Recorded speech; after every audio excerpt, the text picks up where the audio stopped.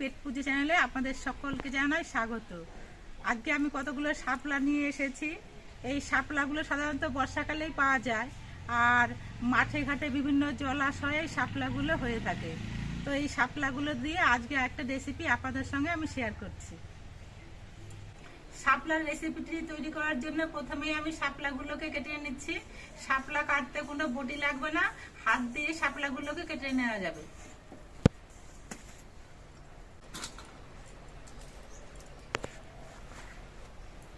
প্রথমে শাপলার গায়ের আঁশগুলোকে ছাড়িয়ে নিচ্ছে।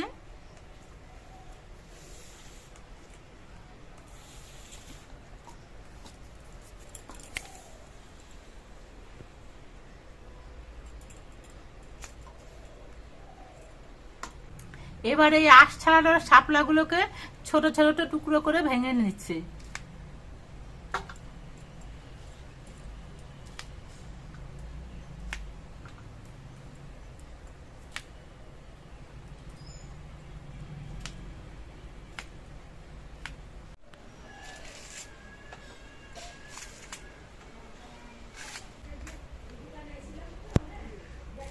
শাপলাগুলোকে সব কেটে ধুয়ে পরিষ্কার করে নিয়েছি।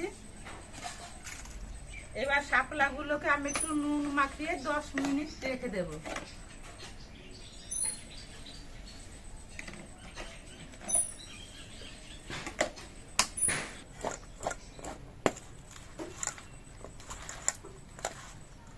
এবার আমি অল্প পরিমাণ সর্ষে নুন আর লঙ্কা দিয়ে বেটে নিচ্ছি।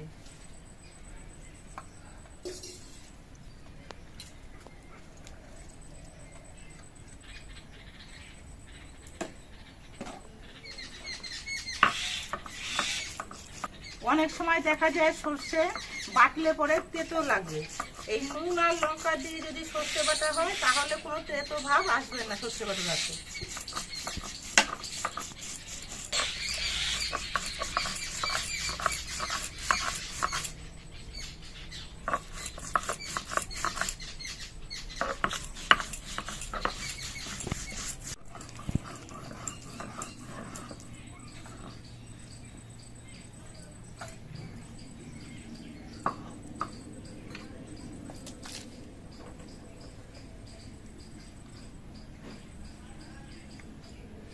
সর্ষেটা বেটে নিয়ে একটা পাত্র দিয়ে আমি ঢেকে রাখছি, তাহলে সর্ষের যে ঝাঁসটা থাকে সেটা বেরিয়ে যাবে না। আজকে শাপলাটা আমি চিংড়ি মাছ দিয়ে রান্না করব, তার জন্য কিছু চিংড়ি মাছ নিয়ে নিয়েছি। চিংড়ি মাছগুলোকে বেছে ধুয়ে পরিষ্কার করে নিয়েছি।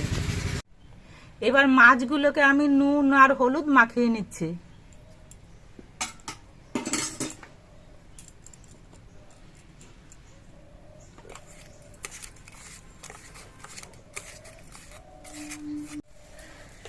শাপলাগুলোকে নুন মাখিয়ে রেখেছিলাম, 10 মিনিট হয়ে গেছে। শাপলাগুলো দেখুন অনেকটা নরম হয়ে গেছে। এবার শাপলাগুলোকে আমি একটা অন্য পাত্রের মধ্যে চেপে চেপে তুলে নিচ্ছি।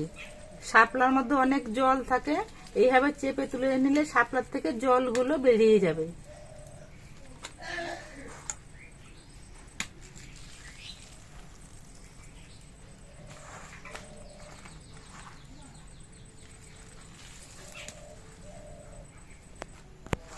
দেখুন শাপলা থেকে কত জল বেরোলো। এবার কড়াইটা গরম করে নিয়ে দিয়ে দিচ্ছি সর্ষের তেল।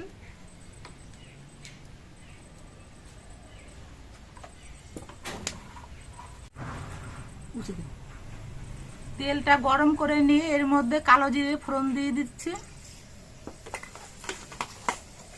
এবার এর মধ্যে চিংড়ি মাছগুলোকে দিয়ে দিচ্ছি।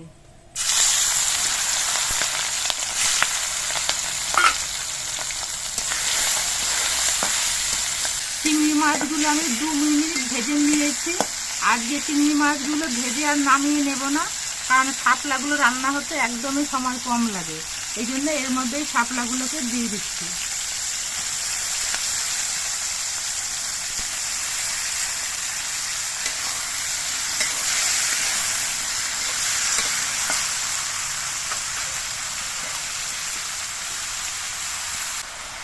এর মধ্যে কয়েকটি চেরা কাঁচা লঙ্কা দিয়ে দিচ্ছি।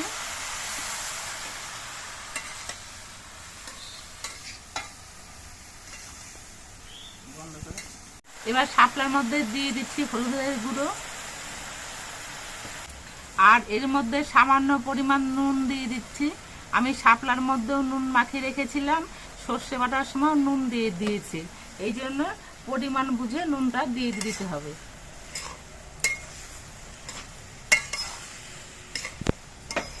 এই সময় জালটা একটু বাড়িয়ে দিতে হবে, শাপলায় অনেক জল বেরোয়, এই জন্য জালটা বাড়িয়ে রান্না করতে হবে, না হলে শাপলাগুলো গলে যাবে। শাপলাগুলো নুন মাখানোর পরেও অনেকটা জল বের করা হয়েছিল, তারপরেও দেখুন কতটা জল বেরিয়েছে।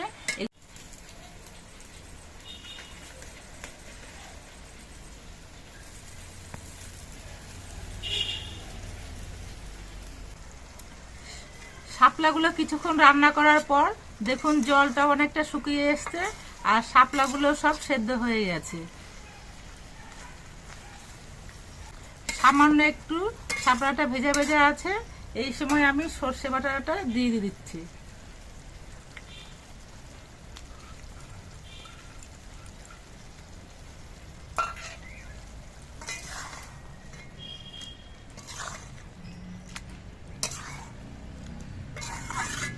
সর্ষে বাটাটা আস্তে আস্তে মিশিয়ে দিতে হবে, শাপলাগুলো খুব নরম হয়, নাড়ালে নাড়তে গিয়ে ভেঙে যাওয়ার ভয় থাকে। সর্ষেটা দিয়ে আমি 1 মিনিট নাড়াচাড়া করে মিশিয়ে নিয়ে এর মধ্যে 1 চামচ কাঁচা সর্ষের তেল ছড়িয়ে দিচ্ছি।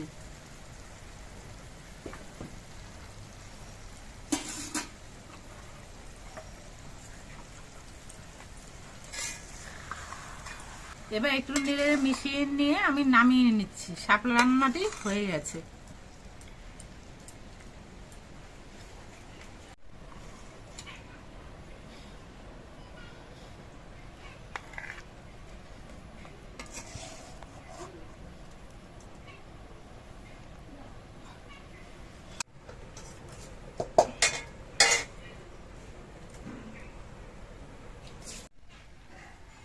আপনারা দেখতে পেলেন যে আমি চিংড়ি মাছ দিয়ে কিভাবে শাপলার রেসিপিটি তৈরি করলাম। এর আগেও আমাদের চ্যানেলে শাপলার দুটো রেসিপি শেয়ার করা হয়েছে, একটা হলো চুনো মাছ দিয়ে শাপলার রেসিপি, আর একটা হলো শাপলার পকোড়া। তো ডেসক্রিপশনে লিংক দেওয়া থাকবে, আপনারা ইচ্ছে করলে পরে ভিডিওটি দেখে নিতে পারবেন। আর আজকের ভিডিওটি আপনাদের কেমন লাগলো, যদি ভালো লাগে তাহলে চ্যানেলটিকে সাবস্ক্রাইব করে দিয়ে আমাদের পাশে থাকবেন।